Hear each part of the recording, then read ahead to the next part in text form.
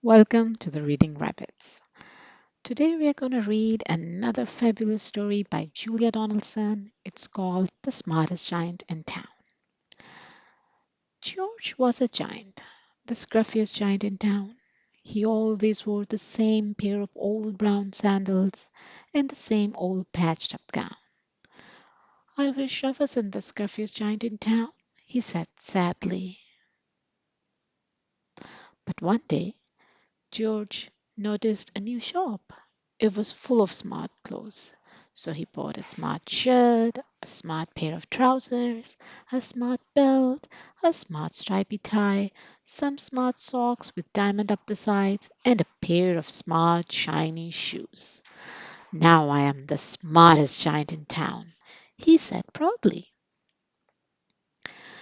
George left his old clothes behind in the shop. He was about to go home when he heard a sound. On the pavement stood a giraffe who was sniffing sadly. "What's the matter?" asked George. "It's my neck," said the giraffe. "It's so very long and so very cold. I wish I had a long, warm scarf." "Cheer up," said George, and he took off his stripy tie. "It didn't match my socks anyway," he said, as he wound it round and round the giraffe's neck. It made a wonderful scarf. "Thank you," said the giraffe. As George strode towards home, he sang to himself. "My tie's a scarf for a cold giraffe, but look me up and down. I'm the smartest giant in town." George came to a river. On a boat stood a goat who was bleating loudly. "What's the matter?" asked George. "It's my sail," said the goat. "It blew away in a storm. I wish I had a strong new sail for my boat." "Cheer up," said George, and he took off his new white shirt. "It kept coming untucked anyway," he said as he tied it to the mast of the goat's boat. It made a magnificent sail. "Thank you," said the goat. George strode on, singing to himself. "My tie's a scarf for a cold giraffe. My shirt's on a boat as a sail for a goat. But look me up and down. I'm the smartest giant in town." George came to a tiny ruined house. Beside the house stood a white mouse with lots of baby mice. They were all squeaking. "What's the matter?" asked George. "It's our house," squeaked the mother mouse. "It burned down, and now we have nowhere to live. I wish we had a nice new house." "Ah, cheer up," said George, and he took off one of his shiny shoes. "It was giving me blisters anyway," he said, as the mouse and her baby scrambled inside. The shoe made a perfect home for them. "Thank you," they squeaked. George had to hop along the road now, but he didn't mind. As he hopped, he sang to himself. "My tie's a scarf for a cold giraffe. My shirt's on a boat as a sail for a goat. My shoe is a house for a little white mouse. But look me up and down.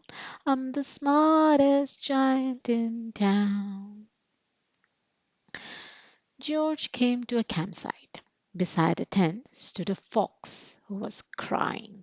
"What's the matter?" asked George. "It's my sleeping bag," said the fox. "I dropped it in a puddle. I wish I had a warm, dry sleeping bag." "Cheer up," said George, and he took off one of his socks with diamonds up the sides. "It was tickling my toes anyway," he said, as the fox snuggled into it. It made a very fine sleeping bag. "Thank you," said the fox. George hopped on, singing to himself.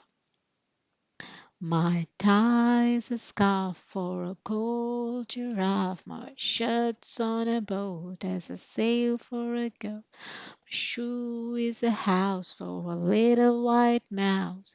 One of my socks is a bed for a fox. But look me up and down. I'm the smartest giant in town. George came to a big squelchy bog. Beside the bog stood a dog who was howling. "What's the matter?" asked George. "It's this bog," said the dog. "I need to get across, but I keep getting stuck in the mud. I wish there was a safe, dry path." "Cheer up," said George, and he took off his smart new belt. "It was squashing my tummy anyway," he said as he laid it down over the bog. "It made an excellent bath." "Thank you," said the dog.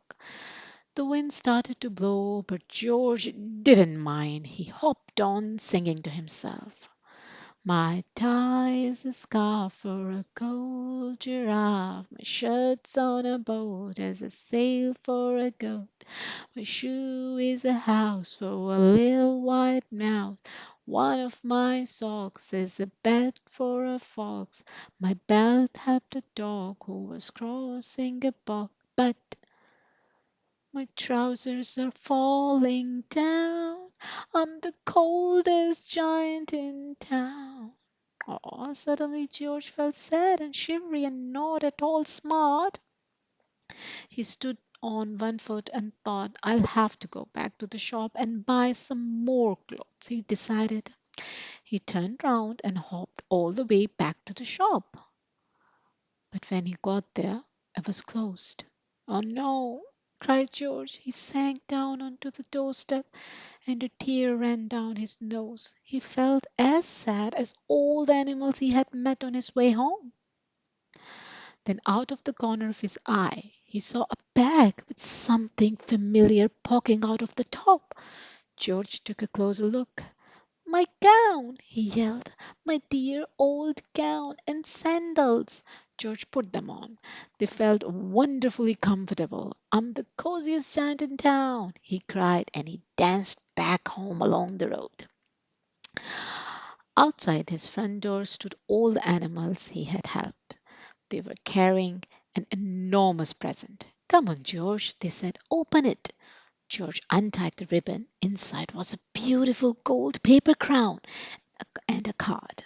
"Look inside the card, George," said the animals. George put the crown on his head and opened the card.